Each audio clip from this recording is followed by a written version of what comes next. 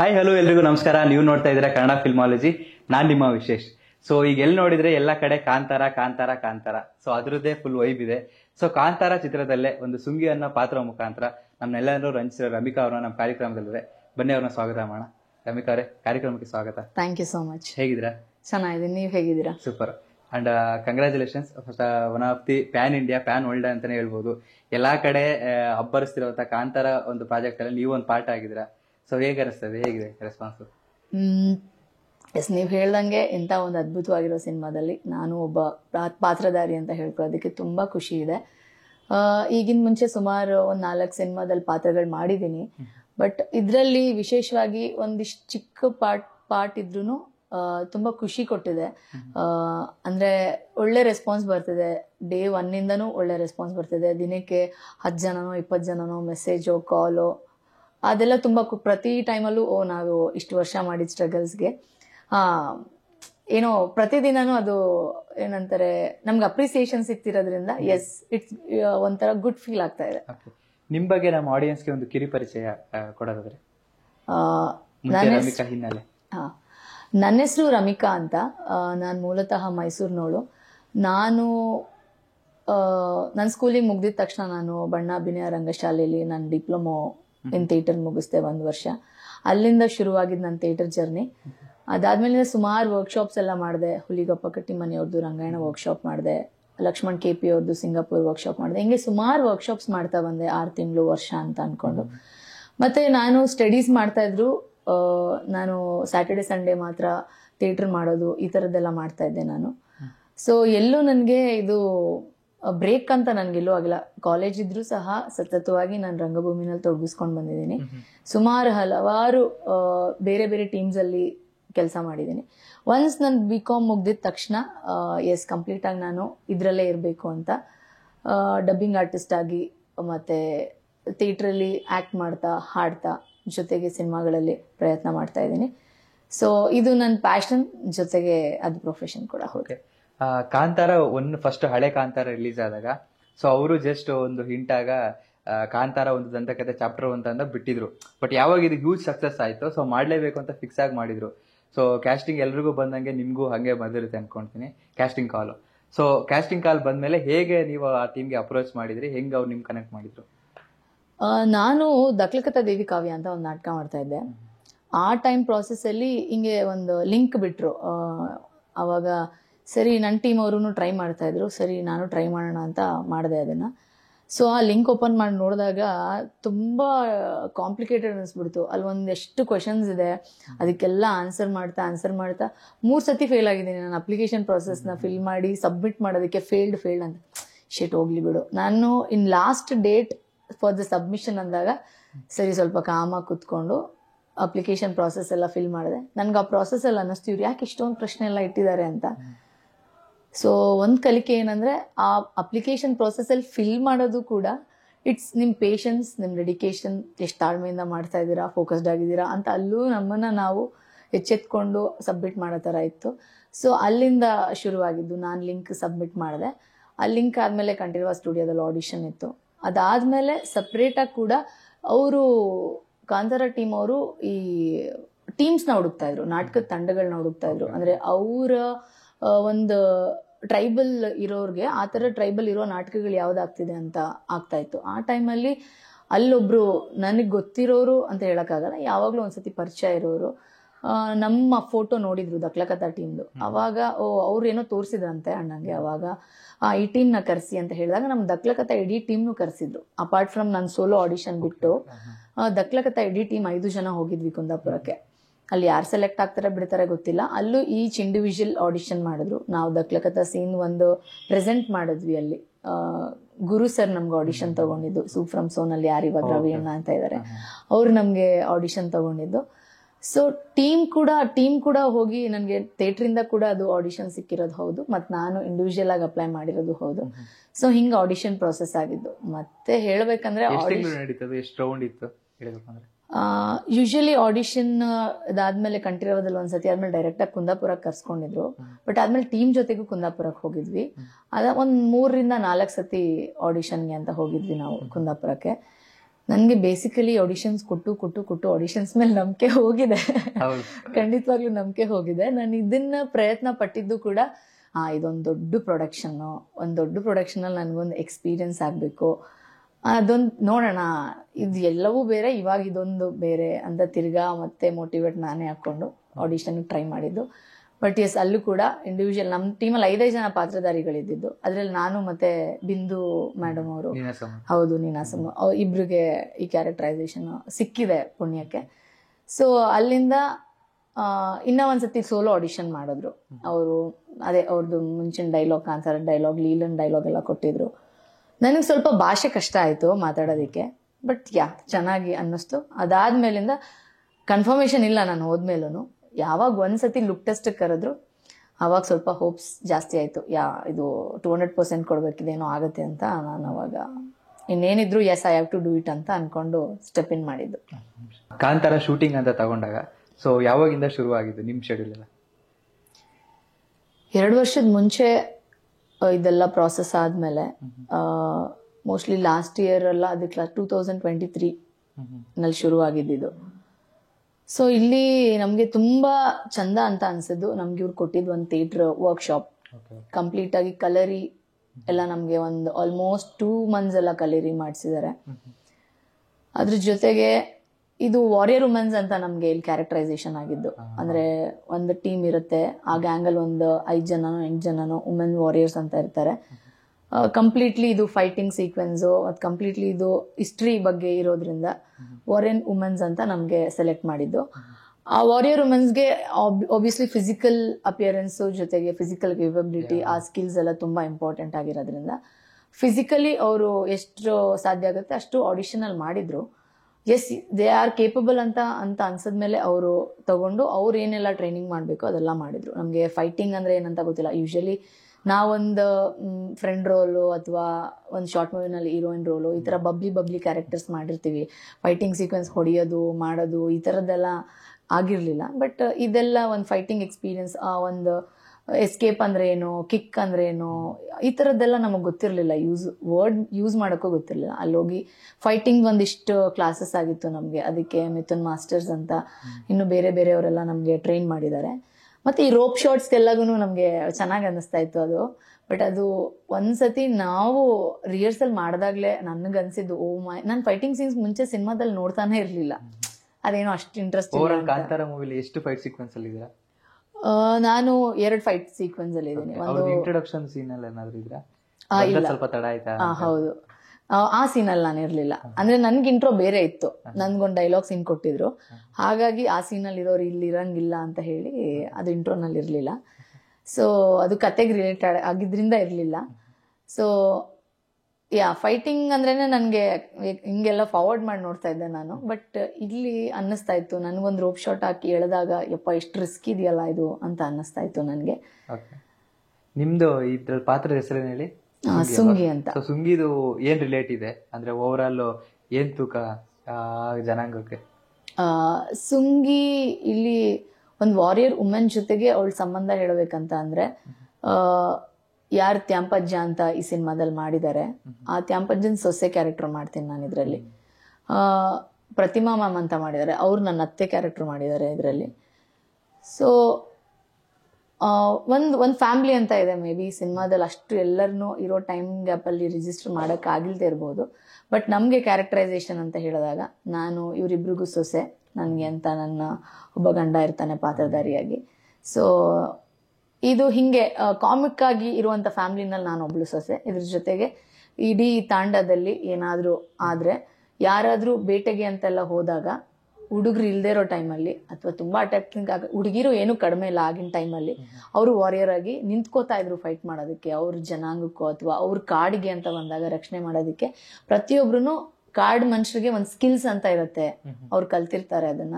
So ಅಷ್ಟು confident ಆಗಿ ಇರುವಂತ ಒಂದು ಪಾತ್ರ ಇದು. ಡೈಲಾಗ್ ಏನಾದ್ರು ನೆನಪಿದ್ರೆ ಹೇಳ್ಬೋದಾ ನಿಮ್ದು ಸೀನ್ದು? ಸ್ಟಾರ್ಟಿಂಗ್ ಮಗು ಎತ್ಕೊ ಬರ್ತಾರೆ ಕರೆ ಬರುತ್ತೆ. ಚೆನ್ನಾಗಿದೆ ಆ ಡೈಲಾಗು. ಕಾಮಿಕ್ ಆಗಿ ನನ್ನ ಮಾವನ ಜೊತೆಗೆ ಅದು ಮಾಡ್ಕೊತ ಬರೋದು ಇಂಟ್ರೋ ಅಲ್ಲಿ.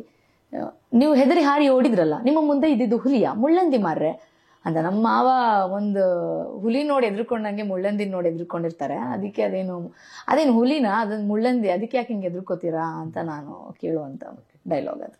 ಓವರ್ ಆಲ್ ಕಾಂತಾರ, ಹಳೆ ಕಾಂತಾರ ಮೂವಿ ನೋಡಿದ್ರೆ ಆ ಕಾಂತಾರದು ಈ ಕಾಂತಾರದು ಗ್ರಾಫ್ ಸೇಮ್ ಹೋಗುತ್ತೆ, ಅಂದ್ರೆ ಲಾಸ್ಟಿಗೆ ದೈವ ಬಂದೇ ಕಾಪಾಡೋ ತರ ಇದೆ. ಸೊ ಓವರ್ ಆಲ್ ಮೂವಿ ಜನಕ್ಕೆ ಹೇಗೆ ಎಕ್ಸ್ಪೆಕ್ಟೇಷನ್ ರೀಚ್ ಆಗ್ತಾ ಇದೆ? ಅಂದ್ರೆ ಇದ್ರಕ್ಕಿಂತ ಹಳೇದ್ ಬೆಟರ್ ಇದೆ ಅಂತ ಅಂತೆ, ಅಥವಾ ಇದು ಅದ್ರಕ್ಕಿಂತ ಚೆನ್ನಾಗಿದೆ ಅಂತ ಹೆಂಗ್ ಬರ್ತಾ ಇದೆ ಆಡಿಯನ್ಸ್ ಆಗಿ ನೀವು ಹೇಳಿದ್ರೆ? ಆಡಿಯನ್ಸ್ ಆಗಿ ಮಾತಾಡ್ಬೇಕು ಅಂತ ಅಂದ್ರೆ ಬೇಸಿಕಲಿ ಈ ಮೂವಿನ ಕಂಪೇರ್ ಮಾಡೋಕ್ಕಾಗಲ್ಲ. ಅಂದ್ರೆ ಕಾಂತಾರ ಚಾಪ್ಟರ್ 1 ಕಂಪೇರ್ ಮಾಡೋಕ್ಕಾಗಲ್ಲ, ಯಾಕಂದ್ರೆ ಇದು ಹಿಸ್ಟ್ರಿ ಹೇಳುತ್ತೆ, ಅದು ರಿಯಾಲಿಟಿ ಹೇಳುತ್ತೆ, ಇದಕ್ಕೂ ಮುಂಚೆ ಬಂದಿದ್ದು. ಸೊ ಎಷ್ಟೊಂದು ಜನಕ್ಕೆ ರಿಯಾಲಿಟಿ ತುಂಬಾ ಇಷ್ಟ ಆಗ್ಬೋದು, ಕೆಲವ್ರಿಗೆ ಹಿಸ್ಟ್ರಿ ಇಷ್ಟ ಆಗ್ಬೋದು. ಬಟ್ ಕಂಪ್ಯಾರಿಟಿವ್ಲಿ ಏನು ಅಂತಂದ್ರೆ ದೈವ ಸೀಕ್ವೆನ್ಸ್ ಏನಿದೆ ಅದು ಖಂಡಿತವಾಗ್ಲೂ ಅದು ನಮ್ಮ ಸಂಸ್ಕೃತಿ ಬಗ್ಗೆ ಹೇಳಿರುವಂತದ್ದು. ಜೊತೆಗೆ ಈ ಸೀನಲ್ಲಿ ಏನ್ ಮಾಡಿದ್ದಾರೆ, ಅಥವಾ ಜನರು ಈ 3 ವರ್ಷ ಕಾಂತಾರ ಆದ್ಮೇಲೆ 3 ವರ್ಷ ಎಕ್ಸ್ಪೆಕ್ಟೇಷನ್ಸ್ ಅಲ್ಲಿ ಕಾಯ್ತಾ ಇದ್ರಲ್ಲ ಅಂತ ಏನಿತ್ತು, ಒಂದಲ್ಲ ಎರಡಲ್ಲ ಸುಮಾರು ಸೀಕ್ವೆನ್ಸ್ ಅವ್ರಿಗೆ ವಾವ್ ಎಲಿಮೆಂಟ್ಸ್ ಅಂತ ಅನ್ಸುತ್ತೆ ಈ ಸಿನಿಮಾದಲ್ಲಿ. ಐ ಥಿಂಕ್ ಆಡಿಯನ್ ಆಗಿ ಎಲ್ಲೂ ಬೋರ್ ಆಗಲ್ಲ ಈ ಸಿನಿಮಾ. ಜೊತೆಗೆ ಅನ್ಎಕ್ಸ್ಪೆಕ್ಟೆಡ್ ಟ್ವಿಸ್ಟ್ ಇದೆ ಇದ್ರಲ್ಲಿ, ಅದನ್ನ ಹೇಳ್ಬೋದು. ಅದು ಜನ ಎಕ್ಸ್ಪೆಕ್ಟ್ ಮಾಡಿರ್ಲಿಕ್ಕಿಲ್ಲ, ಹಿಂಗಾಗ್ಬೋದು ಅಂತ. ಯಾಕಂದ್ರೆ ಸಸ್ಪೆನ್ಸ್ ನ ಮೇಂಟೈನ್ ಮಾಡ್ಬೇಕು ಅಂತಾನೆ ಪಾಪ ಅವ್ರ ಟ್ರೈಲರ್ ಅಲ್ಲಿ ದೈವದ ಬಗ್ಗೆನೋ ಅಥವಾ ಮತ್ತೊಂದು ಏನು ಖಂಡಿತ ಬಿಟ್ಟಿರ್ಲಿಲ್ಲ ಅವರು. ಒಂದ್ಸತಿ ರಿಷಭಣ್ಣನೇ ಹೇಳ್ತಾರೆ, ನಾವು 3 ತಿಂಗಳು ತಗೊಂಡಿದೀವಿ ಟ್ರೈಲರ್ ಕಟ್ ಮಾಡೋದಕ್ಕೆ ಅಂತ. ಬಟ್ ಅಷ್ಟು ಎಫೆಕ್ಟಿವ್ ಆಗಿ ಒಂದೊಂದನ್ನು ಕೆಲಸ ಮಾಡಿದ್ದಾರೆ ಪಾಪ ಅವ್ರು ಹೇಳ್ದಂಗೆ ನಿದ್ದೆಗೆಟ್ಟು ಕೆಲಸ ಮಾಡಿದ್ದಾರೆ. ನಾವು ಹೋಗಿ ಆಕ್ಟ್ ಮಾಡಿ ಬರ್ತೀವಿ, ಹೌದು, ಅದರಿಂದ ಅವ್ರ ಕೆಲಸ ಸುಮಾರಿದೆ. ಹಾಗಾಗಿ ನಾನು ಈ ಸಿನಿಮಾನ ಕಂಪೇರ್ ಮಾಡಕ್ ಹೋಗೋದಿಲ್ಲ. ಜನಕ್ಕೆ ಒಬ್ಬೊಬ್ರು ಜನಕ್ಕೆ ಹೇಳ್ಬೋದು ರಿಯಾಲಿಟಿನೇ ಚೆನ್ನಾಗಿದೆ, ಅದು ಸ್ವಲ್ಪ ಅದ್ರಲ್ಲಿ ಸಾಂಗ್ಸು ಅಥವಾ ಮತ್ತೊಂದು ಅನ್ನೋದೆಲ್ಲ ಹೇಳ್ಬೋದು. ಇದರಲ್ಲಿ ಇದಿಷ್ಟ್ರಿ ಇಷ್ಟ ಇರೋರು ಅದ್ರ ಬಗ್ಗೆನೂ ಹೇಳ್ತಾರೆ. ಬಟ್ ಕಂಪೇರ್ ಮಾಡಕ್ ನನ್ಗೇನಿಲ್ಲ. ಅಂದ್ರೆ ನನಗೆ ಈ ಕ್ಷಣದವರೆಗೂ ಕಾಲ್ ಬಂದಿರೋದ್ರಿಂದ ಎಲ್ಲರೂ ಈ ಸಿನಿಮಾನ ಈಗಾಗ್ಲೇ ಇನ್ನ 10 ದಿವಸನೂ ಆಗಿಲ್ಲ, ನಾನು 3 ಸತಿ ನೋಡಿದೆ, 5 ಸತಿ ನೋಡಿದೆ, 4 ಸತಿ ನೋಡಿದ್ದೀನಿ, ನನಗೆ ಬೋರ್ ಆಗ್ತಾ ಇಲ್ಲ ಅಂತ ಹೇಳಿ ನನಗೆ ಕಾಲ್ ಮಾಡ್ತಾ ಇದ್ದಾರೆ. ಸೊ ಹಾಗಾಗಿ ಅದಕ್ಕಿಂತ ಹೆಚ್ಚು ರೆಸ್ಪಾನ್ಸ್ ಚೆನ್ನಾಗಿ ಸಿಗ್ತಿದೆ ಅಂತ. ಓವರ್ ಆಲ್ ಮೂವಿ ನಿಮ್ದು ಎಷ್ಟು ದಿನ ಶೂಟಿಂಗ್ ಇತ್ತು? ನನಗೆ ಒಂದು 90 ಡೇಸ್ ಶೂಟಿಂಗ್ ಇತ್ತು ಸರ್. ಸೊ ಕಾಂತಾರ ಶೂಟಿಂಗ್ ಟೈಮಲ್ಲೇ ಹೇಳಿದ್ರೆ ಒಂದಿಷ್ಟು ಗಾಸಿಪ್ಸ್ ಬರ್ತಾ ಇತ್ತು. ಅಂದ್ರೆ ಈ ರಿಷಭಣ್ಣನ ಹೇಳಿದಾಗ ಯಾರು ಮೀಡಿಯಾದವರಿಗೆಲ್ಲ ಹೇಳ್ತಾ ಇದ್ರು ಸೋಷಿಯಲ್ ಮೀಡಿಯಾದಲ್ಲ, ಈ ತರ ಆಯ್ತು ಆ ತರ ಆಯ್ತು, ಅವರು ಸಾವನ್ನಪ್ಪಿದ್ರು, ಕಾಂತಾರ ಸೆಟ್ಟಿಗೆ ಹೋಗಿ ಹಿಂಗಾಯ್ತು ಅಂತ. ಬಟ್ ರಿಯಾಲಿಟಿ ಫ್ಯಾಕ್ಟ್ ನಿಮಗೆ ಗೊತ್ತಿರೋ ಮಾಹಿತಿ ಪ್ರಕಾರ ಏನ್ ಆಗ್ತಾ ಇತ್ತು ಸೆಟ್ಟಲ್ಲಿ? ಇದ್ರ ಬಗ್ಗೆ ಸ್ವಲ್ಪ ಮಾತಾಡೋದಕ್ಕೆ ಕಷ್ಟನೇ ಆಗುತ್ತೆ, ತುಂಬಾ ಸೆನ್ಸಿಟಿವ್ ಟಾಪಿಕ್ ಆಗಿರೋದ್ರಿಂದ. ಬಟ್ ಸೆಟ್ಟಲ್ಲಿ ಏನೇನೆಲ್ಲ ಆಗ್ತಿತ್ತು ಅನ್ನೋದು ಅದು ನಿಜ. ಅಂದ್ರೆ ಈಗ ನಮ್ದು ಲೊಕೇಶನ್ಸೇ ತುಂಬಾ ಡೆನ್ಸ್ ಆಗಿರೋದ್ರಿಂದ ತುಂಬಾ ಕಷ್ಟ ಇತ್ತು. ಲೊಕೇಶನ್ ಅಂತೂ ಅದ್ಭುತವಾಗಿತ್ತು. ಅದು ಒರಿಜಿನಲ್ ಕಾಡಲ್ಲಿ ಅವ್ರು ಸೆಟ್ ಹಾಕಿರೋದು ಕಷ್ಟಪಟ್ಟು. ಹೌದು. ಮತ್ತೆ ಅದೇ ಮಳೆ ನಮ್ಗೆ ಸ್ವಲ್ಪ ಕೈ ಕೊಡ್ತು, ಇಲ್ಲ ಅಂದ್ರೆ ನಮ್ಗೆ ಇಷ್ಟು ಕಷ್ಟ ಆಗ್ತಿರ್ಲಿಲ್ಲ ಅನ್ಸುತ್ತೆ. ಆಲ್ಮೋಸ್ಟ್ 6 to 8 months ಮಳೆ ಪ್ರಾಬ್ಲಮ್ ಇಂದ ನಾವು ಶೂಟ್ ಮಾಡಕ್ ಆಗ್ಲಿಲ್ಲ. ಮತ್ತೆ ಒಂದ್ಸತಿ ಸೆಟ್ ವಾಪಸ್ ಮಾಡಿದರೆ. ಹಾಗಾಗಿ ಈಗ ಏನ್ ಹೇಳ್ತಾರೆ, ಈ ಚಾರಿಯಟ್ ಫೈಟ್ ಎಲ್ಲ ಇದೆಯಲ್ಲ ಸರ್, ಆ ಚಾರಿಯಟ್ ಅಲ್ಲಿ ತುಂಬಾ ರಿಸ್ಕಿ ಫೈಟ್ಸ್ ಇತ್ತು ಪಾಪ ಹುಡುಗರಿಗೆಲ್ಲ. ಚಾರಿಯಟ್ ಇಂದ ಹೋಗೋದು, ಬೀಳೋದು, ರೋಪಲ್ ಆ ಟೈಮಲ್ಲಿ ಚಾರಿಯಟ್ ತುಂಬಾ ಸತಿ 2 ಸತಿ ಅಣ್ಣನ ಮೇಲೆ ಬೀಳ್ತಿತ್ತು. ಸೊ ಹೌದೌದು, ಅದಂತೂ ನಿಜ. ನಾವು ಕಣ್ಣಾರೆ ನೋಡಿರೋಂಥದ್ದೇ ಅದು ರಾಜ್ಬೀದಿ ಶೂಟಿಂಗ್ ಟೈಮಲ್ಲಿ. ಅದು ಎಕ್ಸ್ಟ್ರೀಮ್ಲಿ ರಿಸ್ಕಿ ಶಾಟ್ ಸರ್. ನಮ್ ನಿಜವಾಗ್ಲೂ ತುಂಬಾ ಭಯ ಆಗ್ತಾ ಇತ್ತು. ಸೊ ಅದ್ ಬಿಟ್ರೆ ನಿಜವಾಗ್ಲೂ ಅವ್ರು ಹೇಳ್ದಂಗೆ ಕಾಡಲ್ಲೆಲ್ಲ ನಾವು ಏನು ವಾಸವಾಗಿದ್ದೀವಿ, ನೈಟ್ ಶೂಟ್ ಅಲ್ಲೆಲ್ಲ ವಾಸವಾಗಿದ್ದೀವಿ, ಒಂದು ಪಾಸಿಟಿವ್ ವೈಬ್ ಅಂತೂ ಇತ್ತು ಸರ್ ಅಲ್ಲಿ. ಅಂಡ್ ಪ್ರತಿ ಸತಿನೂ ಅವ್ರು ಹೇಳ್ದಂಗೆ ದೈವದ ಸೀಕ್ವೆನ್ಸ್ ಅಥವಾ ಮತ್ತೊಂದು ಪ್ರತಿ ದಿನಾನು ಅವರು ಇವಾಗ ಏನಂತಾರೆ, ವಾರ್ ಸೀಕ್ವೆನ್ಸ್ ಇದ್ರೆ ಪ್ರತಿ ದಿನಾನು ಪೂಜೆ ಮಾಡಿ ಅಥವಾ ಅವ್ರು ಏನೇನೆಲ್ಲ ಸಲ್ಲಿಸ್ಬೇಕು, ಯಾರೊಬ್ರಿಗೂ ಅಪಾಯ ಆಗ್ಬಾರ್ದು. It's not only hero standing ಅವ್ರಿಗೆ ಮಾತ್ರ ಪೂಜೆ ಮಾಡ್ತಾ ಇದ್ರು, ಆ ತರ ಎಲ್ಲ ಏನೂ ಆಗ್ತಾ ಇರ್ಲಿಲ್ಲ. ಪ್ರತಿಯೊಬ್ರು ಜೂನಿಯರ್ ಆರ್ಟಿಸ್ಟ್ ಇಂದ ಪ್ರೈಮರಿ ಆರ್ಟಿಸ್ಟ್ ಇಂದ ಎಲ್ಲರನ್ನೂ ಸೆಗ್ರಿಗೇಟ್ ಮಾಡಿ ಆಲ್ಮೋಸ್ಟ್ ಇಷ್ಟು ದೊಡ್ಡ ಲೆಂತ್ ಅಲ್ಲಿ ಇರ್ತಿತ್ತು ಅದು. ಹಂಗೆ ಅವರು ಪೂಜೆ ಮಾಡಿ ನಾವೆಲ್ಲರೂ ಒಂದು ಭೂಮಿ ತಾಯಿಗೆ ನಮಸ್ಕಾರ ಮಾಡಿ ಆಮೇಲೆ ವಾರ್ ಸೀಕ್ವೆನ್ಸ್ಗೆಲ್ಲ ಹೋಗೋದಿತ್ತಿತ್ತು. ಸೊ ರಿಸ್ಕ್ ಸುಮಾರು ಕಡೆ ಆಗಿದೆ ಸರ್. ಇವಾಗ ನಮ್ಗೆ ಮಳೆ ಬಂದಿದ್ದು, ಅದೇ ಟೈಮಿಗೆ ಮಳೆ ಬಂದಿದ್ದು ನಮ್ಗೆ ಬ್ಯಾಡ್ ಟೈಮ್ ಅನ್ಕೋಬಹುದು, ಮತ್ತೆ ಸೆಟ್ ವಾಪಸ್ ಹಾಕಿದ್ದು ಬ್ಯಾಡ್ ಟೈಮ್ ಅನ್ಕೋಬಹುದು. ಈ ಲೆಂತ್ ಅಲ್ಲಿ ಇನ್ನೂ ಬೇಗ ಮುಗಿಬೇಕಾಗಿತ್ತು, ಅಥವಾ ಇನ್ನು ಏನೇನೋ ಆಗಬೇಕಾಗಿತ್ತು. ಸೊ ಅದೆಲ್ಲವೂ ರಿಸ್ಕಿನೇ. ಅದಕ್ಕೂ ಮೀರಿ ಇದೆಲ್ಲವೂ ಆಗಿ ಅವತ್ತಿನ ದಿವಸನೇ ರಿಲೀಸ್ ಆಗಿದೆ ಅಂತ ಅಂದ್ರೆ ಇಟ್ ಈಸ್ ಆಲ್ ಅಬೌಟ್ ಒಂದು ಶಕ್ತಿ ಇದೆ ನಾವು ಬಿಲೀವ್ ಮಾಡಿರೋದು ಅಂತ. ಆಮೇಲೆ ರಿಷಬ್ ಸರ್ಗೆ ಹಿಂದೆ ಶಕ್ತಿಯಾಗಿ ನಿಂತಿರೋದು ಅವ್ರ ಧರ್ಮಪತ್ನಿ ಪ್ರಗತಿ ಶೆಟ್ಟಿ ಅವರು. ಸೊ ಅವರು ಕಾಸ್ಟ್ಯೂಮ್ ಡಿಸೈನ್ ಮಾಡಿದ್ರೆ, ಜೊತೆಗೆ ಅವರು ಎಲ್ಲಾ ವಿಷಯದಲ್ಲೂ ಕಷ್ಟ ಸುಖದಲ್ಲೂ ಭಾಗಿಯಾಗಿದೆ ರಿಷಬ್ ಅಣ್ಣ ಅವರು, ಕಾಂತಾರ ಟೀಮ್ಗೆ ಇರ್ಬೋದು. ಸೊ ಅವರೆಲ್ಲ ಹೇಗಿರ್ತಿದ್ರು ಸೆಟ್ ಅಲ್ಲಿ, ನಿಮ್ನ ಹೇಗೆ ನೋಡ್ಕೊತಾ ಇದ್ರು? ಅವ್ರು ಅಣ್ಣ ಎಷ್ಟು ಹಂಬಲ್ ಆಗಿ ಡೌನ್ ಟು ಅರ್ತ್ ಇದಾರಲ್ಲ, ಪ್ರಗತಿ ಮ್ಯಾಮ್ ಕೂಡ ತುಂಬ ಹಾಗೇನೆ. ಇಟ್ಸ್ ನಾಟ್ ಲೈಕ್ ಯಾರನ್ನು ಮಾತಾಡ್ಸಲ್ಲ ಹಂಗೆ. ಅವ್ರು ಎಷ್ಟು ರಿಸ್ಕಲ್ಲಿ ಇದ್ರು ಅಥವಾ ಎಷ್ಟು ಬ್ಯುಸಿ ಆಗಿದ್ರು ಮಾತಾಡಿಸ್ತಾ ಇದ್ರು ಅವರು. ನನ್ನ ಫಸ್ಟು ಲುಕ್, ಐ ಮೀನ್ ಒಂದು ಕಾಸ್ಟ್ಯೂಮ್ದು ಅಳ್ತಾ ತೊಗೊಳಕ್ಕೆ ನಾನು ಇಲ್ಲೇ ಬ್ಯಾಂಗ್ಳೂರಲ್ಲೇ RR ನಗರಲ್ಲೇ ಕೊಟ್ಟಿದ್ದು. ಸೊ ಅದಾದ್ಮೇಲೆ ಅವ್ರು ಹೆಂಗೆ ಅಂದರೆ ಅವ್ರಿಗೆ ಅಸಿಸ್ಟೆಂಟ್ ಇದ್ದಾರೆ, ಹೌದು, ಕಾಸ್ಟ್ಯೂಮ್ ಎಲ್ಲ ಹಾಕೊಂಡ್ಮೇಲೆ ಅವರು ಬಂದು ಒಂದ್ಸತಿ ವಾರಿಯರ್ ವುಮೆನ್ಸ್ ಒಂದು 8 ಜನ ಇದ್ವಿ ಅನ್ಸುತ್ತೆ, ಎಲ್ಲರನ್ನೂ ಅವ್ರು ಒಂದ್ಸತಿ ಕ್ರಾಸ್ ಚೆಕ್ ಮಾಡಬೇಕು, ಎಲ್ಲ ಕರೆಕ್ಟ್ ಆಗಿದೆಯಾ, ಕರೆಕ್ಟ್ ಕಲರ್ ಕೊಟ್ಟಿದಾರಾ, ಎಲ್ಲರಿಗೂ ಒಂದೇ ಕಲರ್ ಕೊಟ್ಟಿದಾರಾ, ಇದೇನೋ ಸರಿ ಆಗ್ತಾ ಇಲ್ವಾ, ಒಂದು ಥ್ರೆಡ್ ಲೈನ್ ಇಂದ ಹಿಡಿದು ಅವ್ರು ನಮ್ಮನ್ನ ಕ್ರಾಸ್ ಚೆಕ್ ಮಾಡ್ತಾ ಇದ್ರು. So once it is all done, ಅದಾದ್ಮೇಲೆ ಓಕೆ, ಒಬ್ರು ಜೂನಿಯರ್ ಆರ್ಟಿಸ್ಟ್ಗೂ ಅವರು ಹೇಳ್ತಾ ಇದ್ರು ಇದು ಇದನ್ನ ಚೇಂಜ್ ಮಾಡು, ಇದು ಸರಿ ಆಗ್ತಾ ಇಲ್ಲ ಅಂತ, ಅಷ್ಟು ಕಾನ್ಸಂಟ್ರೇಟ್ ಮಾಡ್ತಾ ಇದ್ರು. ಸೊ ಪ್ರಗತಿ ಮ್ಯಾಮ್ ಕೂಡ ಅಷ್ಟೇನೆ, ಅವರು ಇಷ್ಟು ಆಲ್ಮೋಸ್ಟ್ ಒಂದು ನಮ್ಗೆ ವಾರ್ ಸೀಕ್ವೆನ್ಸ್ ಎಲ್ಲ ಇದ್ದಾಗ ಒಂದು 3000-5000 ಪ್ಲಸ್ ಎಲ್ಲ ಜನ ಇರ್ತಾ ಇದ್ರು. ಅಷ್ಟು ಜನಕ್ಕೆ ಕಾಸ್ಟ್ಯೂಮು, ಅಷ್ಟು ಜನಕ್ಕೆ ಎಲ್ಲಾನು ಮಾಡೋದು. ಸೊ ಟಾಪ್ ನಾಚ್ ಅಲ್ಲಿ ಮಾಡಿದ್ದಾರೆ. ಎಲ್ಲರೂ ಹೇಳ್ದಂಗೆ ಅವರೊಂದು ದೊಡ್ಡ ಶಕ್ತಿನೇ ಅಣ್ಣಂಗೆ. ಮತ್ತೆ ಅಣ್ಣ ಕೂಡ ಹೌದು, ಸೆಟ್ಟಲ್ಲಿ ನಾನು ಒಂದ್ ದಿವಸ ಏನಂದ್ರೆ ಆ ಎಕ್ಸ್ಪೀರಿಯನ್ಸ್ ಹೇಳ್ಬೇಕು, ನಾನು ಮರ್ತೋಗ್ಬಿಟ್ಟಿದ್ದೆ ಅನ್ಸುತ್ತೆ. ನಾನು ಮೂಗ್ನತ್ ಕೊಟ್ಟಿದ್ರು ನನಗೆ ಒಂದು ಈ ತರ ಹಿಂಗ್ ಹಾಕೊಳ್ಳೋದು, ಅದು ಡಾನ್ಸ್ದು ಬ್ರಹ್ಮಕಳಶ ಸೀನು. ಅಣ್ಣನ್ ನೆಕ್ಸ್ಟ್ ಅಲ್ಲಿ ನಾನು ಇರ್ತೀನಿ ಆ ಡಾನ್ಸ್ ಸೀಕ್ವೆನ್ಸ್ ಅಲ್ಲಿ. ನಾನು ಲಾಸ್ಟ್ ಬಿಟ್ ನೋಡಿದ್ರೆ ಆ ಬಿಟ್ಟಿದೆ ನಂದು. ಸೊ ನಾನು ಮರ್ತೋಗ್ಬಿಟ್ಟಿದ್ದೀನಿ, ಅದು ನೋ ಸ್ಪಿನ್ ಕಟ್ ಆಗಿತ್ತೋ ಮರ್ತೋಗಿದ್ರು, ಐ ಆಮ್ ನಾಟ್ ಶೋರ್. ಅಣ್ಣ ನೆಕ್ಸ್ಟ್ ಇದ್ದಾರೆ, ಹಿಂಗ್ ತಿರುಗಿದ್ರು. ಆಮೇಲೆ ಸರ್ ನಾನು ಏನಕ್ಕೆ ಅಂತ ಗೊತ್ತಿಲ್ಲ, ತಿರುಗಿದ್ರು ಜೊತೆ ರಮಿಕಾ ನೋ ಸ್ಪಿನ್ ಅಲ್ಲಿ ಅಂದ್ರು. ಐ ವಾಸ್ ಲೈಕ್ ಸರ್ ನಮ್ಮ ತರಕ್ ಹೋಗಿದ್ದಾಳೆ, ಕಟ್ಟಾಗಿ ಹೋಗ್ಬಿಟ್ಟಿದೆ. ಓ ಹೌದಾ, ಹಾಕೊಳ್ಳಿ ಅಂದ್ರು. ನನ್ಗೆ ಆ ಮೊಮೆಂಟ್ ಏನ್ ಅನ್ನಿಸ್ತು ಅಂದ್ರೆ, ಇವರು ಇಷ್ಟು ನೋಟ್ ಮಾಡ್ತಿದಾರಲ್ಲ ಒಬ್ರು ಆರ್ಟಿಸ್ಟ್ ನ, ಈ ಕಿವಿಯಲ್ಲಿ ಇದ್ದಿದ್ಯಾ, ಅವ್ರ ಅಬ್ಸರ್ವೇಷನ್ ಅಂತೂ ಸಿಕ್ಕಾಬಡೆ. ಅವಾಗಿಂದ ನಾನಂತೂ ಇಟ್ಕೊಳಕ್ ಕಷ್ಟ ಆದ್ರೂ ಪರವಾಗಿಲ್ಲ, ಮೂಕ ಹಾಕೊಳಕ್ ಆಬ್ಲಿಕ್ ಸ್ವಲ್ಪ ಕಷ್ಟ ಆಗ್ತಿತ್ತು. ಬಟ್ ಆಮೇಲೆ ಕೈಯಲ್ಲಿ ಹಾಕೊಂಡೇ ತಿರುಗ್ತಾ ಇದ್ದೆ ನಾನು, ಮತ್ತೆ ಅಣ್ಣನ ಹತ್ರ ಹೇಳಿಸ್ಕೋಬಾರ್ದು ಅಂತ. ಸೊ ಅಷ್ಟು ಡೀಟೇಲಿಂಗ್ ಆಗಿ ಅಣ್ಣ ಕೂಡ ಅಬ್ಸರ್ವ್ ಮಾಡ್ತಾ ಇದ್ರು. ನಾನು ಮಾತ್ರ ರೆಡಿಯಾಗಿರೋ, ನಾನು ನಿಂತ್ಕೊಂಡು ಹಂಗಿರ್ಲಿಲ್ಲ. ಪ್ರತಿಯೊಬ್ಬರ ಹತ್ರನೂ ಅವರು ಅಷ್ಟು ಶಾರ್ಪ್ ಇರೋದಕ್ಕೆ ಅವರು ಈ ಲೆವೆಲ್ಗೆ ಹೋಗಿರೋದಂತ ಅನ್ಸುತ್ತೆ. ಸೊ ಅಷ್ಟು ಎಲ್ಲ ಹೇಳಿದ್ರೆ ಫಿಮೇಲ್ ಆರ್ಟಿಸ್ಟ್ ಕಾಸ್ಟ್ಯೂಮ್ಸ್, ಇವನ್ ರುಕ್ಮಿಣಿ ವಸಂತ್ ಅವ್ರಿಗೂ ತಗೊಂಡ್ರೆ ಅವ್ರು ಹಾಕೋ ಒಡವೆಗಳು, ಇಲ್ಲಿ ಕೈಲಿ ಹಾಕೋದಿರ್ಬೋದು ಅಥವಾ ಕೊಳ್ಳಿಗೆ ಹಾಕೋದಿರ್ಬೋದು, ಅವ್ರ ಕೈಲೇ ಈಗ ಮಾರ್ಕ್ ಕೂಡ ಆಗಿದೆ. ಅಂದ್ರೆ ಅದೇ ಹಾಕಿ ರಕ್ತ ಎಪ್ಕಟ್ಟಂಗಾಗಿ ಇದೆ. ಸೊ ಅವ್ರದ್ದೆಲ್ಲ ಡೆಡಿಕೇಶನ್ ಸೆಟಲ್ ಹೇಗೆ ಅನಿಸ್ತೈತೆ, ಅವರಿಂದ ಏನ್ ಕಲ್ತ್ರಿ? ಸೊ ರುಕ್ಮಿಣಿ ಮ್ಯಾಮ್ ಅಂದ್ರೆ ಸರ್ ಒಂದ್ಸತಿ ಏನಾಗಿತ್ತು ಅಂದ್ರೆ, ಹಿಂಗೆ ಸುಮ್ನೆ ಮ್ಯಾಮ್ ಇಲ್ದಿರೋ ಟೈಮಲ್ಲಿ ಯಾರಿಗಾದ್ರೂ ಡೂಪ್ ಹುಡ್ಕೋಕೆ ಟೈಮಲ್ಲಿ ಅವ್ರದ್ದು ಕಾಸ್ಟ್ಯೂಮ್ ಹಾಕೊಂಡು ಒಂದ್ಸತಿ ಟ್ರಯಲ್ ಮಾಡೋಣ ಅಂತ ಸೆಟ್ಟಲ್ಲಿ ಹಿಂಗ್ ಹುಡುಕ್ತಾ ಇದ್ರು. ಅವ್ರ ಹೈಟ್ ಏನೋ ಸ್ವಲ್ಪ ಮ್ಯಾಚ್ ಆಗತ್ತಾರ. ನಮ್ಗೊಂದ್ ದಿವಸ ಅವ್ರದ್ದು ಕಾಸ್ಟ್ಯೂಮ್ ಹಾಕ್ಸಿದ್ರು ನನಗೆ, ಅಂದ್ರೆ ವಾರ್ ಸೀಕ್ವೆನ್ಸ್ದು. ಆ ವಾರ್ ಸೀಕ್ವೆನ್ಸ್ ಕಾಸ್ಟ್ಯೂಮ್ ನಿಜವಾಗ್ಲೂ ಕಷ್ಟ ಇದೆ, ಅಂದ್ರೆ ಚಂದ ಕಾಣುತ್ತೆ ಹೌದು, ಬಟ್ ಆದ್ರೂನು ಎಲ್ಲ ಮಾಡುವಾಗ ಹೌದು ಖಂಡಿತ ಕಷ್ಟ ಆಗ್ತಾ ಇತ್ತು. ಅವ್ರಿಗೂನು ಆಲ್ಮೋಸ್ಟ್ 1 hour ಹಿಡಿತಾ ಇತ್ತು ಮೇಕಪ್ ಕಾಸ್ಟ್ಯೂಮ್ ಎಲ್ಲ ಹಾಕೊಂಡು. ಮತ್ತೆ ಅವರು ಲೆನ್ಸ್ ಹಾಕೋಬೇಕಾಗಿತ್ತು, ಒಂದು ಬ್ಲಾಕ್ ಕಲರ್ ಲೆನ್ಸ್. ಒಂದ್ ದಿವಸ ಅವರಿಗೆ ಕಣ್ಣು ಊದ್ಕೊಂಡೇ ಬಿಟ್ಟಿತ್ತು, ಅದರಿಂದ ನಾವು ಒಂದ್ 3-4 ದಿವಸ ಶೂಟು ಕೂಡ ಮಾಡಿರ್ಲಿಲ್ಲ. ಸೊ ಹಂಗಿದ್ರುನು ಅವರು ಮತ್ತೆ ಇಲ್ಲ ಸರ್ ಇನ್ನೇನೋ ಸರಿ ಹೋಗುತ್ತೆ, ವಿಲ್ ಡೂ ಇಟ್ ಅಂತ ಹೇಳಿ ಮಾಡೋ ತರ ಇತ್ತು. ಅವರು ನನ್ನನ್ನು ಸಾಯಿಸೋ ಸೀನ್ ಇದೆ ಒಂದು.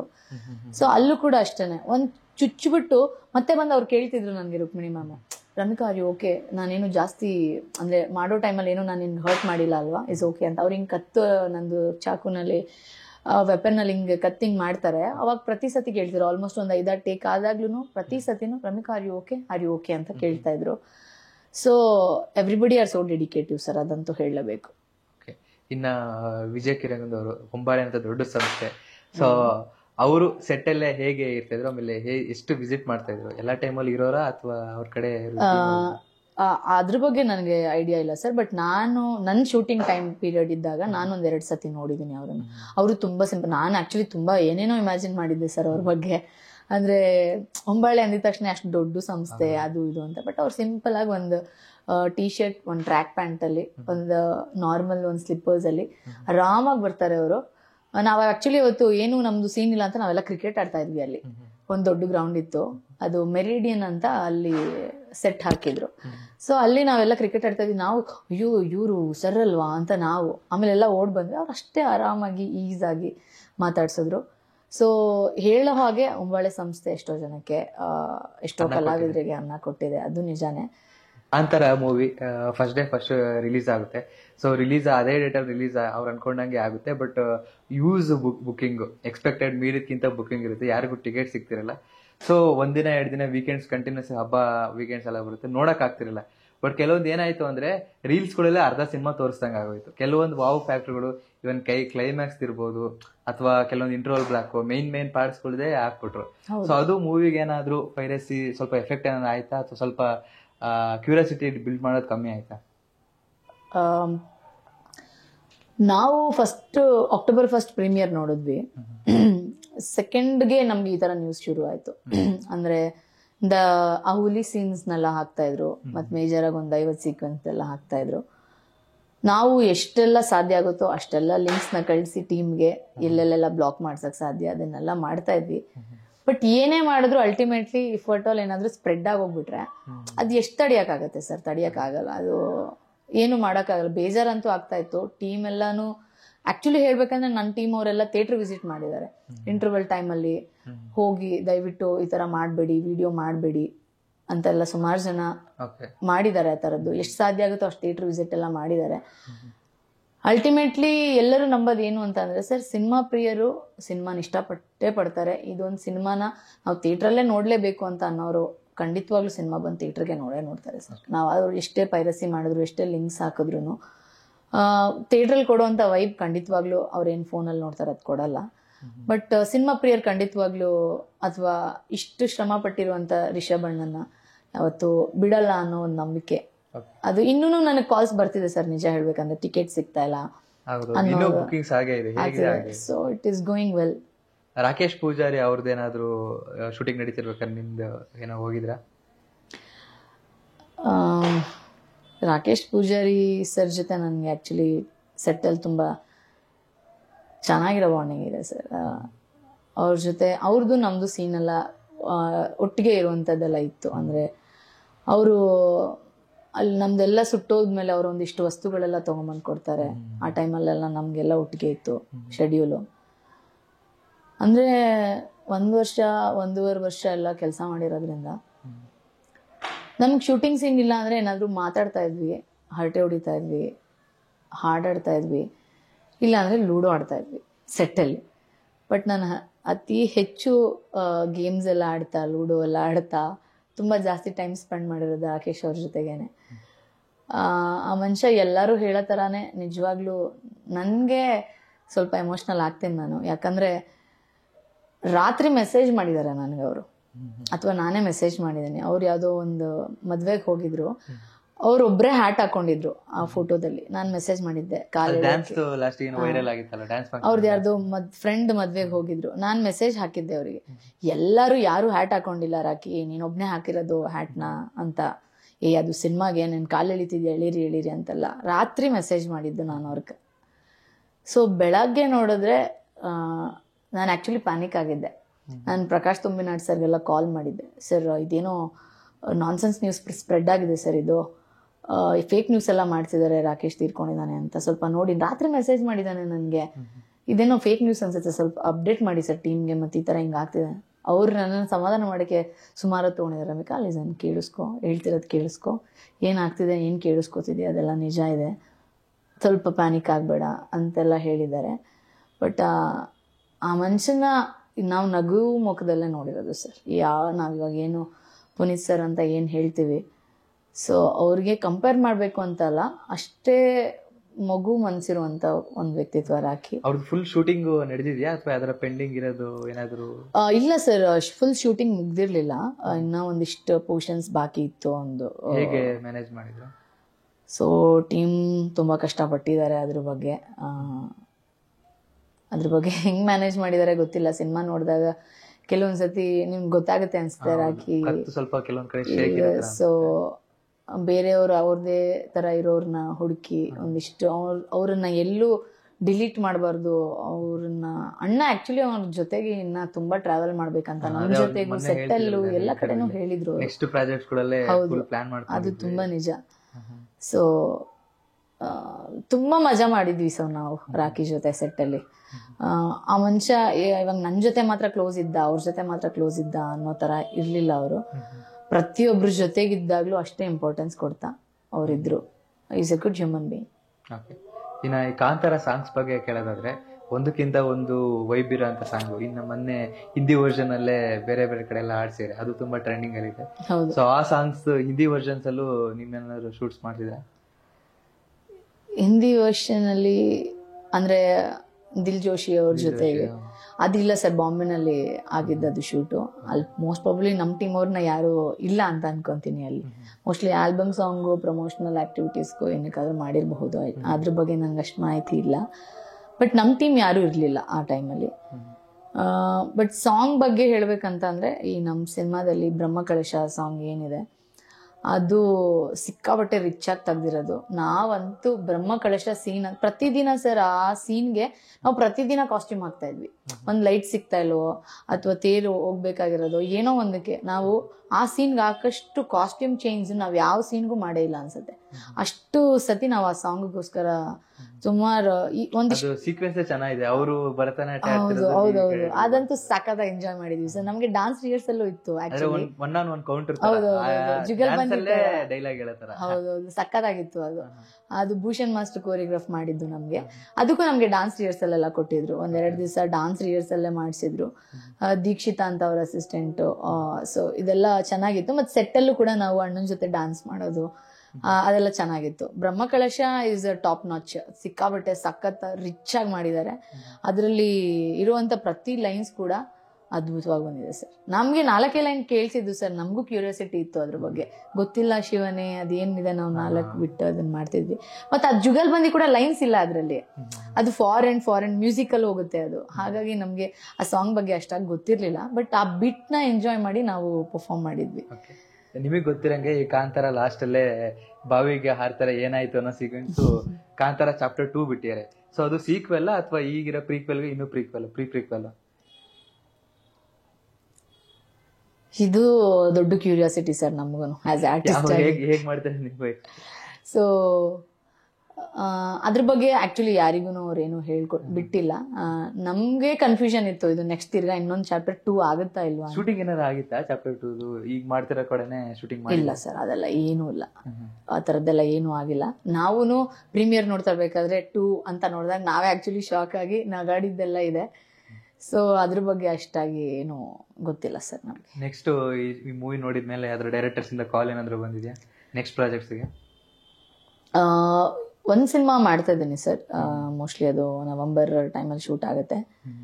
ಸೊ ಅದು ಬಿಟ್ರೆ ಒಂದಿಷ್ಟು ಬಂದಿದೆ. ಬಟ್ ಅದೇ ನನ್ನ ಕ್ಯಾರೆಕ್ಟರ್ ಸೆಲೆಕ್ಷನ್ ತುಂಬಾ ಇಂಪಾರ್ಟೆಂಟ್ ಆಗುತ್ತಲ್ಲ. ಸೊ ಹಾಗಾಗಿ ತುಂಬಾ ಬಂದಿದೆ ಅಂತಾನೂ ಹೇಳಕ್ಕಾಗಲ್ಲ, ಬಂದಿಲ್ಲ ಅಂತಾನೂ ಹೇಳಕ್ಕಾಗಲ್ಲ. ಸೊ ಬರ್ತಿದೆ ಅಂದ್ರೆ ಯಾರೋ ಮ್ಯಾನೇಜರ್ ಕಡೆಯಿಂದ ಕಾಲ್ ಬರೋದಕ್ಕಿಂತ ನನಗೆ ಗೊತ್ತಿರೋರು ಅಥವಾ ನನ್ಗೆ ಗೊತ್ತಿರೋ ಡೈರೆಕ್ಟರ್ಸ್ ಲೈನ್ ಅವರು ನೋಡಿರೋ ನಾನು ನೆಕ್ಸ್ಟ್ ಮೂವಿ ಮಾಡ್ತಾ ಇದ್ದೀನಿ, ಖಂಡಿತವಾಗ್ಲೂ ನಿನ್ಗೊಂದು ಅದ್ರಲ್ಲಿ ಪಾತ್ರ ಇರುತ್ತೆ ಅಂತ ಹೇಳಿ ಸುಮಾರು ಜನ ಫೋನ್ ಮಾಡಿದ್ದಾರೆ. ಆ ಥರದಲ್ಲಿ ಅವಕಾಶಗಳು ಸಿಕ್ಕಿದೆ. ಅದೇ ನಿಮ್ದು ಫೇವ್ರೇಟ್ ಆಕ್ಟರ್ಸ್ ಹತ್ರ ಎಲ್ಲ ಏನಿಲ್ವಾ? ಫೇವ್ರೇಟ್ ಆಕ್ಟರ್ ಅಂತ ಇದ್ದಾರೆ ಸರ್. ಆಬ್ವಿಯಸ್ಲಿ ನಾನು ಅಣ್ಣವ್ರನ್ನ ತುಂಬಾ ಆರಾಧಿಸ್ತೀನಿ.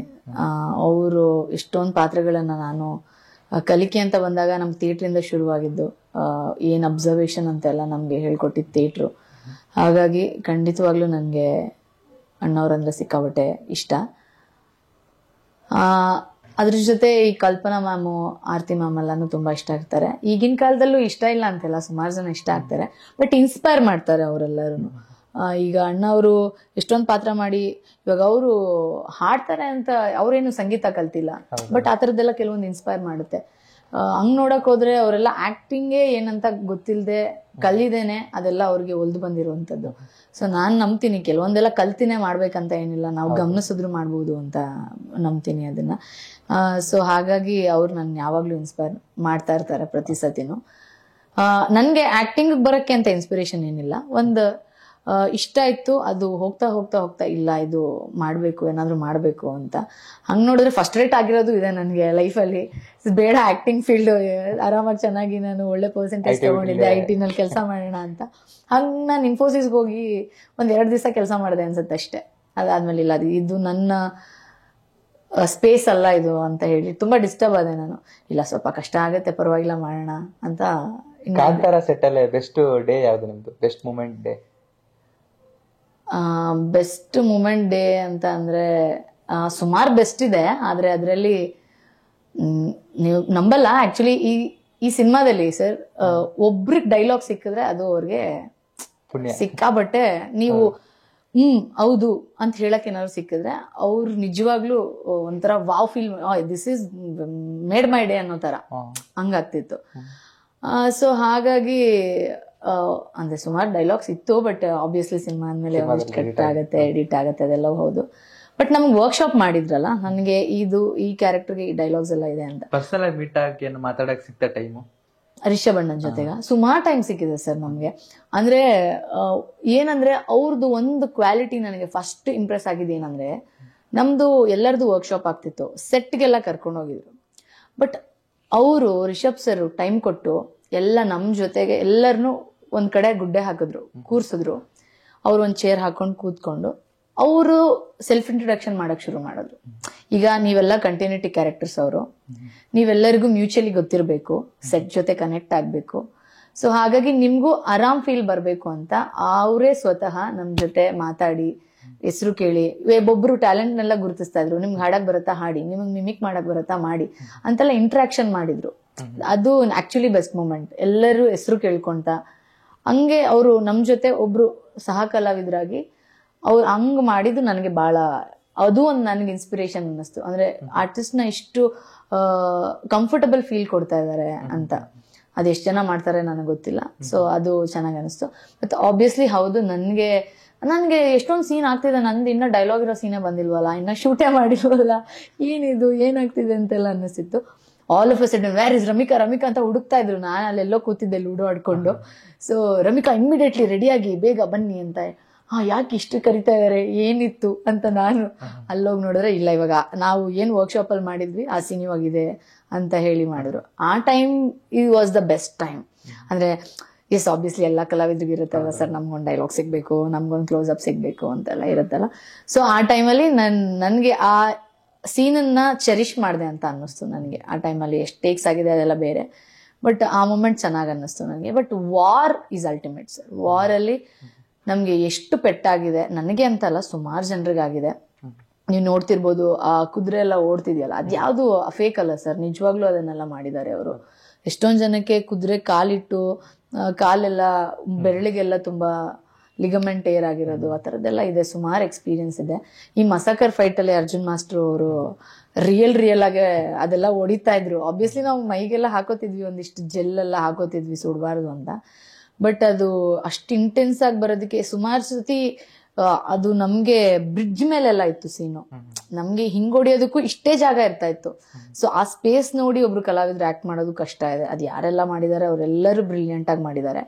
ಸೊ ಆ ತರ ಸೀಕ್ವೆನ್ಸ್ ಅಲ್ಲೆಲ್ಲ ತುಂಬಾ ಕಷ್ಟ ಆಯ್ತು, ಚಾಲೆಂಜಿಂಗ್ ಇತ್ತು. ಬಟ್ ಇದು ಲೈಫ್ ಟೈಮ್ ಎಕ್ಸ್ಪೀರಿಯನ್ಸ್ ಸರ್. ಯಾವತ್ತೂ ನಾನು ಇಷ್ಟೆಲ್ಲ ಫೈಟ್ ಮಾಡ್ತೀನಿ, ಬೇರೆ ಸಿನಿಮಾದಲ್ಲಿ ಮಾಡ್ತೀನೋ ಇನ್ ಮುಂದಕ್ಕಿಲ್ವೋ ಗೊತ್ತಿಲ್ಲ, ಆದಷ್ಟು ಎಲ್ಲ ಫೈಟಿಂಗ್ ಸೀಕ್ವೆನ್ಸ್ ನಾನು ಇದ್ರಲ್ಲೇ ಮಾಡಿದ್ದೀನಿ ಸರ್. ಅಷ್ಟು ಎಕ್ಸ್ಪೀರಿಯನ್ಸ್ ಆಗಿದೆ ನನಗೆ. ಕೊನೆದಾಗೆ ಆಡಿಯನ್ಸ್ಗೆ ಏನ್ ಹೇಳಕ್ ಇಷ್ಟಪಡ್ತೀರಾ ಈ ಕಾಂತಾರ ಟೀಮ್ ಬಗ್ಗೆ, ರಿಷಬಣ್ಣನ ಬಗ್ಗೆ, ಹೊಂಬಾಳೆ ಸಂಸ್ಥೆ ಬಗ್ಗೆ? ಕೊನೆದಾಗ ಆಡಿಯನ್ಸ್ಗೆ ನೀವೇನೋ ಹೇಳ್ಕೊಡೋದಾದ್ರೆ, ಹೇಳ್ಕೋಬೇಕು ಅಂತಿದ್ರೆ? ಒಂದಂತೂ ಹೇಳಬೇಕು ನಾನು, ಎಲ್ಲಾ ಕಲಾವಿದ್ರಿಗೂ ಮೋಸ್ಟ್ಲಿ ಇದೊಂದು ಎಕ್ಸ್ಪೀರಿಯನ್ಸ್ ಆಗಿರುತ್ತೆ ಜೀವನದಲ್ಲಿ. ಆಡಿಷನ್ಸ್ಗೆ ಹೋಗಿರ್ತಾರೆ, ರೆಫರೆನ್ಸು ಮತ್ತೊಂದು ಮಗದೊಂದು, ಏನ್ ಸೆಲೆಕ್ಷನ್ ಆದ್ರೂ ಆಗಿಲ್ಲ ಅಂದ್ರೂ ಕೆಲವೊಂದು ಇರುತ್ತೆ. ಸೊ ಅದನ್ನೆಲ್ಲ ಮೀರಿನೂ ಒಂದು ಜೆನ್ಯೂನ್ ಆಗಿ ಬಂದು ನಿಂತ್ಕೊಳ್ಳೋದು ತುಂಬಾ ಕಷ್ಟ ಇದೆ. ಅದು ಹೆಣ್ಮಕ್ಳಿಗಂತೂ ಖಂಡಿತವಾಗ್ಲೂ ಕಷ್ಟ ಇದೆ. ಸೊ ನಾನು ಹೋಪ್ಸ್ ಕಳ್ಕೊಂಡಿದ್ದಾಗ ಮತ್ತೆ ಆಡಿಷನ್ ಕೆಲವು ಕಡೆ ಜೆನ್ಯೂನ್ ಆಗಿ ನಡೆಯುತ್ತೆ ಅಂತ ನನಗೆ ಪ್ರೂವ್ ಮಾಡಿದ್ದು ಅದು ಹೊಂಬಾಳೆ ಸಂಸ್ಥೆ ಮತ್ತೆ ಕಾಂತಾರ ಟೀಮು. ಇದು ನನಗೆ ಜೆನ್ಯೂನ್ ಆಗಿ ಆಡಿಷನ್ ಆಗಿ ಜೆನ್ಯೂನ್ ಆಗಿ ಸಿಕ್ಕಿರುವಂತ ಪಾತ್ರ. ಅಥವಾ ನಾನು ಮಾಡಿರೋದೆಲ್ಲವೂ ಜೆನ್ಯೂನ್ ಆಗಿ, ಇಲ್ಲ ಅಂದಿದ್ರೆ ನನಗೆ ಮೋಸ್ಟ್ಲಿ 8 ವರ್ಷದಲ್ಲಿ ನಾನು ಇನ್ನೆಲ್ಲೋ ಇರಬೇಕಾಗಿತ್ತು.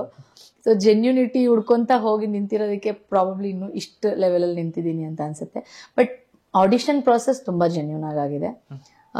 ರಂಗಭೂಮಿ ಕಲಾವಿದ್ರೆ ಸುಮಾರು ಜನ ತಗೊಂಡಿದ್ದಾರೆ, ಹೊಂಬಾಳೆ ಸಂಸ್ಥೆ ಮತ್ತೆ ಈ ಕಾಂತಾರ ಟೀಮ್, ರಿಷಭಣ್ಣ ಎಲ್ಲರೂ. ಸೊ ಅದೊಂದು ಅವಕಾಶ ನಮಗೆ ಕೊಟ್ಟಿರೋದು, ನಾವು ಬ್ಲೆಸ್ಡ್ ಅಂತ ಫೀಲ್ ಮಾಡ್ತೀವಿ. ಇನ್ನು ಹೊಂಬಾಳೆ ಬಗ್ಗೆ ಹೇಳ್ಬೇಕಂತ ಅಂದ್ರೆ ಎಷ್ಟೊಂದು ಜನಕ್ಕೆ ಹೌದು ಅವ್ರು ಹೇಳ್ದಂಗೆ ತುಂಬಾ ಆಪರ್ಚುನಿಟೀಸ್ ಕೊಟ್ಟಿದ್ದಾರೆ. ಇನ್ನ ಅಣ್ಣ ತುಂಬಾ ಸ್ಟಾರ್ಡಮ್ ಇರೋ ತರ ನಾನಿರೋ ಕಡೆ ಅಥವಾ ನಾವು ಸುತ್ತಮುತ್ತ ನೋಡೋ ಕಡೆ ಎಲ್ಲೂ ಅವ್ರು ಆತರ ನಡ್ಕೊಂಡಿಲ್ಲ. ನಮ್ಮಲ್ಲಿ ಒಬ್ರಾಗಿ ಎಷ್ಟು ಕಾಮನ್ ಆಗಿ ಮಾತಾಡ್ತಾ ಇದ್ರು ಸರ್, ಇದಂತೂ ತುಂಬಾ ನಿಜ. ಅಥವಾ ಸಿನಿಮಾದಲ್ಲಿ ಆಕ್ಟ್ ಮಾಡ್ಬಿಟ್ಟಿದೀನಿ, ಇವ್ರು ಇದನ್ನೇ ಹೇಳ್ಬೇಕು, ಇನ್ನೇನು ಇದಿಲ್ಲ ಅಂತ ಹೇಳ್ತಿರೋ ಮಾತುಗಳಂತೂ ಖಂಡಿತ ಅಲ್ಲ. ಸೊ ಅಷ್ಟು ಹಂಬಲ್ ಆಗಿ ಮಾತಾಡಿದ್ದಾರೆ, ಕಾಮನ್ ಆಗಿ ಮಾತಾಡಿದ್ದಾರೆ. ಸೊ ಅಣ್ಣನಿಗೆ ನನ್ನ ಹೆಸರು ಗೊತ್ತಿದೆ ಅನ್ನೋದು ನಮಗ್ ಖುಷಿ, ಮಾಡಿರೋ ಕಲಾವಿದರಿಗೆ. ಇನ್ ಪ್ರಗತಿ ಮ್ಯಾಮ್ ಬಗ್ಗೆ ಹೇಳ್ಬೇಕಂತ ಅಂದ್ರೆ ಖಂಡಿತವಾಗ್ಲೂ ಅವರು ಪ್ರತಿಯೊಂದ್ರಲ್ಲೂ ಚೆನ್ನಾಗಿ ಕೆಲಸ ಮಾಡಿದ್ದಾರೆ. ನಮ್ ಜೊತೆಗೆ ಅಷ್ಟೇ ಈ ಹೋಲಿ ಎಲ್ಲ ಆಡಿದೀವಿ, ನಾನು ಪ್ರಗತಿ ಮ್ಯಾಮು ಎಲ್ಲರೂ ಅಷ್ಟು ಆರಾಮಾಗಿ ನಮ್ಗೆ ನಡ್ಸ್ಕೊಂಡಿದ್ದಾರೆ. ಇನ್ ನಾನ್ ಯಾರ ಬಗ್ಗೆ ಮಾತಾಡಿಲ್ಲ ಅಂತಂದ್ರೆ ನಮ್ DOP ಬಗ್ಗೆ ಮಾತಾಡಿಲ್ಲ. ಅರವಿಂದ್ ಕಶ್ಯಪ್ ಸರ್ ತುಂಬಾ ಡೀಟೇಲಿಂಗ್ ಆಗಿ ಕೆಲಸ ಮಾಡಿದ್ದಾರೆ. ಮೋಸ್ಟ್ಲಿ ಅವ್ರು ನಮ್ಗೆ ಇನ್ನ ಸಿಗದೆ ಇಲ್ಲ, ಅಷ್ಟು ಬ್ಯುಸಿ ಆಗ್ತಾ ಇದ್ದಾರೆ. ಖಂಡಿತವಾಗ್ಲೂ ಹೌದು, ಅಷ್ಟು ಎಲ್ಲಾ ಫಿಲ್ಮ್ಸ್ ನೋಡ್ತಾ ಇದ್ರೆ ನಮಗೇನೆ, ನಾವು ಆಕ್ಟ್ ಮಾಡಿದೀವಿ ಇಲ್ಲ ಸೆಕೆಂಡ್ರಿ, ಬಟ್ ಆಡಿಯನ್ ಆಗಿನೇ ಮಾತಾಡ್ಬೇಕು ಅಂತಂದ್ರೆ ಅರವಿಂದ್ ಕಶ್ಯಪ್ ಅವ್ರು ತುಂಬಾ ಚೆನ್ನಾಗಿ ಕೆಲಸ ಮಾಡಿದ್ದಾರೆ. ತುಂಬಾ ರಿಸ್ಕಿ ಇತ್ತು ಸರ್, ಎಲ್ಲೆಲ್ಲಿ ಅವ್ರ ಕೈಯಲ್ಲಿ ಕ್ಯಾಮ್ರಾಗೆಲ್ಲ ಇಟ್ಕೊಂಡು ಎಷ್ಟು ಕಡೆ ಓಡಾಡಿ ಆ ತರದ್ ಎಷ್ಟೊಂದೆಲ್ಲ ನೋಡಿದೀವಿ. ಅವ್ರ ವಿಷನ್ ತುಂಬಾ ದೊಡ್ಡದಿದೆ, ಅದಕ್ಕೆ ಈ ಸಿನಿಮಾ ಅದ್ರ ಎಲ್ಲದ್ರ ಜೊತೆಗೂ ದೊಡ್ಡದಾಗಿ ರೀಚ್ ಆಗಿದೆ ಅಂತ ನಾನು ಬಿಲೀವ್ ಮಾಡ್ತೀನಿ.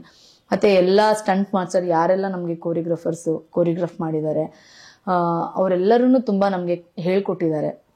ಕಲರಿನಲ್ಲಿ ಗೋಕುಲ್ ಮಾಸ್ಟರ್ ಅಂತ ಮತ್ತೆ ಗೋಪಿಕಾ ಅಂತ ಹೇಳ್ಕೊಟ್ಟಿದ್ರು, ನಮ್ಗೆ ತುಂಬಾ ಚೆನ್ನಾಗಿ ಟ್ರೈನ್ ಮಾಡಿದ್ದಾರೆ ಅವರು. ನಮ್ ಕಲರಿದ್ದು ನಮಸ್ಕಾರ ಮಾಡಿದ್ರೆ ಸಾಕನ್ಸುತ್ತೆ ಸರ್, ನಮ್ಗೆ ವ್ಯಾಯಾಮ ಆಗೋಗ್ಬಿಡುತ್ತೆ. ನನ್ಗೆ ಅಷ್ಟು ಗೊತ್ತಿರ್ಲಿಲ್ಲ, ಬಟ್ ಅದನ್ನೆಲ್ಲ ಕಲಿಸಿದ್ದಾರೆ. ಇನ್ನ ಕೋರಿಯೋಗ್ರಫಿನಲ್ಲಿ ಸ್ಟಂಟ್ ಅಲ್ಲಿ